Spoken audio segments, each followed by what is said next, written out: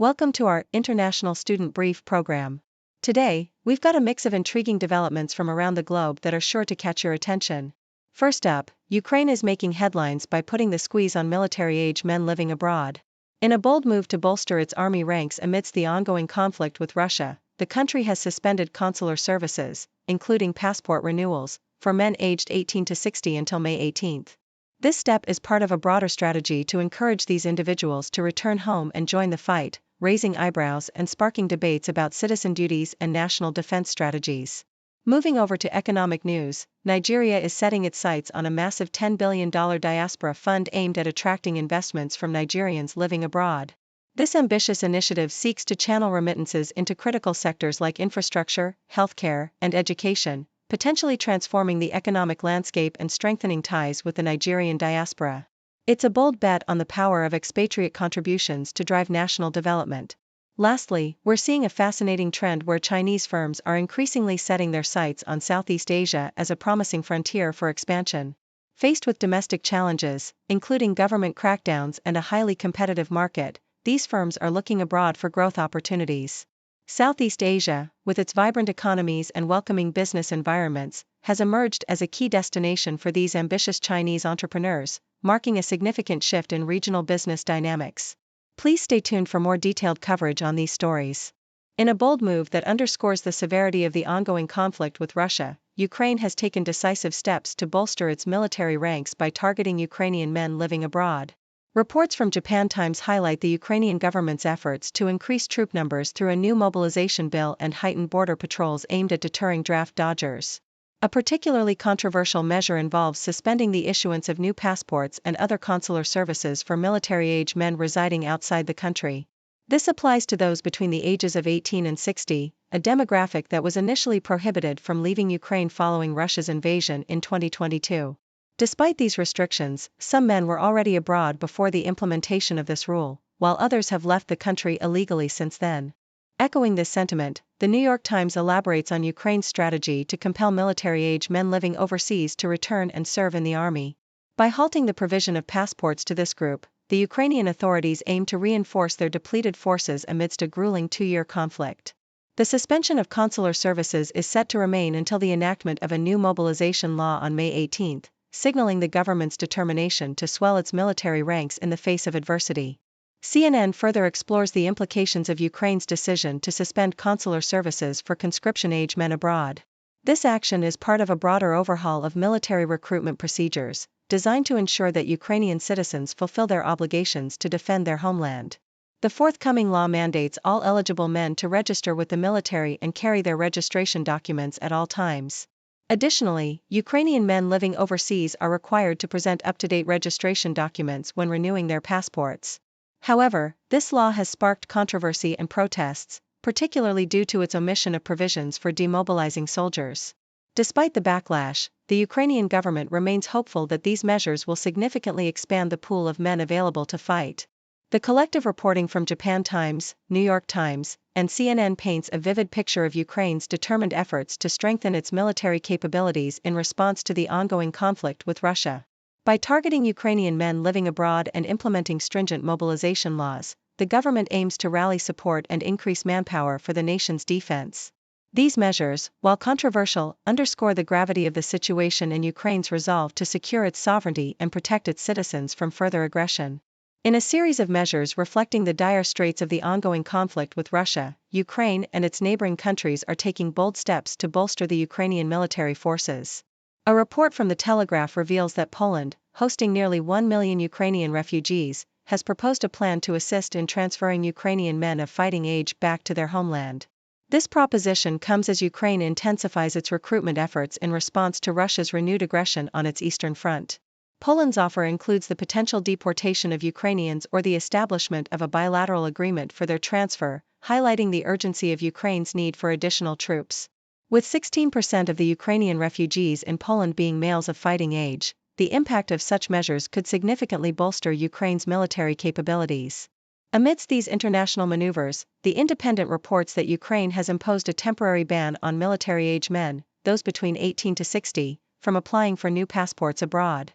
This restriction is a part of Ukraine's broader strategy to prevent potential soldiers from leaving the country, as it grapples with a troop shortage in its battle against Russian forces.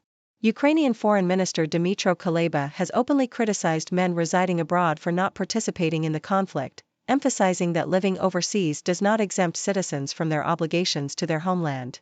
This new regulation also extends to the processing of passport applications, which now can only be handled by government missions, eliminating the involvement of private agencies and vendors. Further tightening the screws, the Globe and Mail adds another layer to Ukraine's efforts to mobilize its citizens. The Ukrainian government has decided to suspend consular services for military-age male citizens living abroad until May 18. This suspension affects a significant number of Ukrainians residing outside the country, many of whom are unable to renew expiring passports, obtain new ones, or receive official documents such as marriage certificates. This move is a part of Ukraine's broader mobilization law, aiming to address the troop shortage the country faces against a formidable opponent. The suspension of consular services underscores the severity of the situation and the lengths to which Ukraine is willing to go to ensure its defense capabilities are strengthened. These measures, while drastic, illustrate the grave circumstances under which Ukraine is operating. The country's efforts to mobilize its citizens, both within and outside its borders, signal a desperate need for manpower in the face of an ongoing and intensifying conflict with Russia. The cooperation of neighboring countries like Poland, coupled with internal regulations to prevent military-age men from leaving, highlights the collective endeavor to support Ukraine's fight for sovereignty. As the situation unfolds, the international community watches closely, understanding the significant implications these measures have not only on the battlefield but also on the lives of countless Ukrainian men and their families. In an ambitious move to bolster its economy, Nigeria is setting its sights on a staggering $10 billion Diaspora fund, as reported by Bloomberg. This initiative aims to tap into the vast potential of its citizens living abroad, encouraging them to invest back into their homeland. With a focus on critical sectors such as infrastructure, healthcare, and education, the Nigerian government is actively seeking bids from asset managers to bring this vision to life. The motivation behind this move is clear: Nigeria hopes to strengthen ties with its diaspora, leveraging the potential of its 20 million citizens residing overseas. The World Bank's 2015 estimate that Nigerians living abroad remitted a whopping $20.1 billion underscores the significant financial influence this group holds. However, a notable challenge remains, as many of these transactions are conducted through the parallel market, bypassing the official foreign exchange market and thus limiting their potential impact on the Nigerian economy. Meanwhile, half a world away, Ukraine is taking a markedly different approach to engage its citizens abroad, as highlighted by the South China Morning Post and the Washington Post. In a bid to bolster its military ranks amidst ongoing conflict, Ukraine has made the bold move to suspend consular services for men of fighting age living abroad. This directive, part of a new law set to take effect on May 18, aims to compel Ukrainian men to return home and join the fight, addressing the country's acute shortage of soldiers. The law mandates that Ukrainian men must now request administrative procedures, previously available abroad, within Ukraine itself. Critics argue that this strategy may backfire, suggesting that such measures could deter men from returning rather than encouraging them to do so. The Washington Post further elaborates on Ukraine's strategy, noting that the Ukrainian Foreign Ministry's decision to restrict consular services for military-age men abroad is a clear signal of the government's intent. This restriction means that these men may find themselves unable to renew passports or access other essential citizen services while outside Ukraine. The move is part of a broader military mobilization effort, with the country's parliament recently adopting a law to expand the pool of men eligible to be drafted. All men aged between 18 and 60 are now required to update their personal information with their military registration office. Those who fail to register and are found living abroad will be denied consular services, underscoring the government's stance that residing abroad does not absolve a citizen of their duties to their homeland. These contrasting strategies by Nigeria and Ukraine highlight the diverse approaches countries take to engage their diaspora in times of need. Nigeria's economic-driven initiative seeks to harness the financial power of its citizens abroad to fuel development and growth within the country. In contrast, Ukraine's approach is driven by an urgent need to strengthen its military capabilities amidst ongoing conflict, using legislative measures to compel its citizens abroad to return and serve their country. Both strategies underscore the complex relationship between nations and their diaspora, reflecting the multifaceted roles that citizens abroad play in the development, defense, and overall well-being of their home countries. In a world where the landscape of higher education is constantly evolving, Australia is making headlines with a bold plan that could significantly alter the governance of its universities. As reported by the Sydney Morning Herald, an expert council is expected to be proposed to state education ministers with the aim of regulating university governance. This move could potentially put a cap on the soaring salaries of vice-chancellors while ensuring a more balanced representation on university boards. The plan seeks to increase the number of academics and reduce the number of corporate executives in these governing bodies.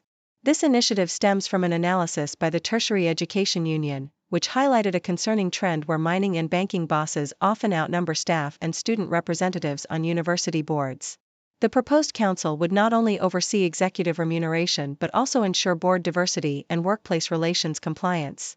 This development points to a significant shift towards prioritizing academic influence over corporate interests in the governance of Australian universities. On the international stage, the discourse around China's global position is generating robust debate. Foreign Affairs delves into the concept of peak China, a theory suggesting that China's ascent as a global superpower is reaching its zenith and may soon decline. However, this perspective is challenged by the argument that such views are premature and fail to fully grasp the ambitions of Chinese President Xi Jinping. Despite facing economic challenges, Xi remains committed to realizing the China Dream by 2049, a vision of national rejuvenation that diverges from Western models of development. Xi envisions a path to greatness characterized by a strong role for the state, limited reliance on the market and private sector, and a focus on technology and advanced manufacturing. The notion of peak China is critiqued for oversimplifying the dynamics of global power, especially given China's military and diplomatic influence.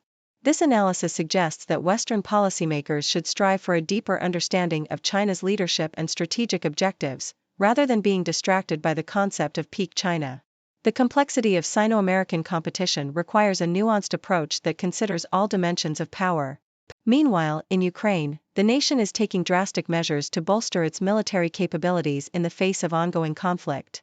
The BBC reports that Ukraine is suspending consular services for male citizens aged 18 to 60 who are abroad, as part of an effort to increase military recruitment. This decision underscores the country's urgent need for manpower to defend its extensive front line, which spans over 1,000 kilometers. As Ukraine braces for a possible full-scale Russian offensive, the suspension of consular services for men of fighting age abroad has sparked controversy, especially given the lack of a time limit on service under a new mobilization law. Ukraine's foreign minister has emphasized that the priority is to protect the homeland from destruction while insisting that the rights of Ukrainians remain a key concern.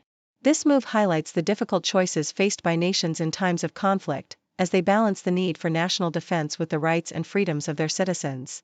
These articles, spanning from the governance of Australian universities to the geopolitical dynamics of China and the military strategies of Ukraine, illustrate the complex and interconnected challenges facing the world today. Whether it's reforming educational institutions, understanding global power shifts, or defending national sovereignty, each story sheds light on the ongoing efforts to navigate an increasingly complex global landscape. Chinese firms are on the move, venturing into Southeast Asia with an eye on expansion as they navigate the increasingly challenging political and economic landscapes back home.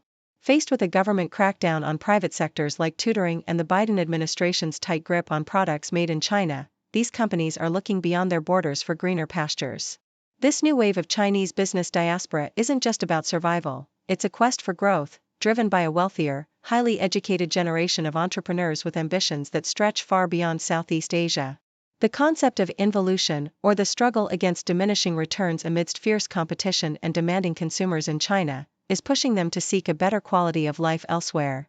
Indonesia emerges as a prime destination, attracting a host of major Chinese firms eager to tap into its market potential. This strategic pivot reflects a broader trend of Chinese businesses adapting and thriving in the face of adversity, ready to make their mark on the global stage. Thank you for tuning in. The content above showcases the latest briefing reports and analytical synopses, thoughtfully curated by the 6Do team.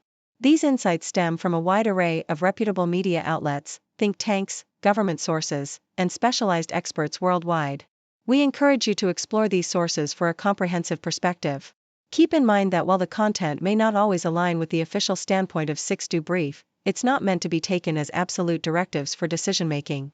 Comprising seasoned media professionals, learned scholars, and accomplished scientists, the 6Do team embodies a trailblazing, fully independent media entity.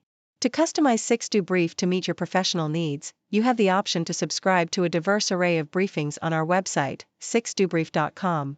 Regardless of your location, you can conveniently receive 6 do brief via email.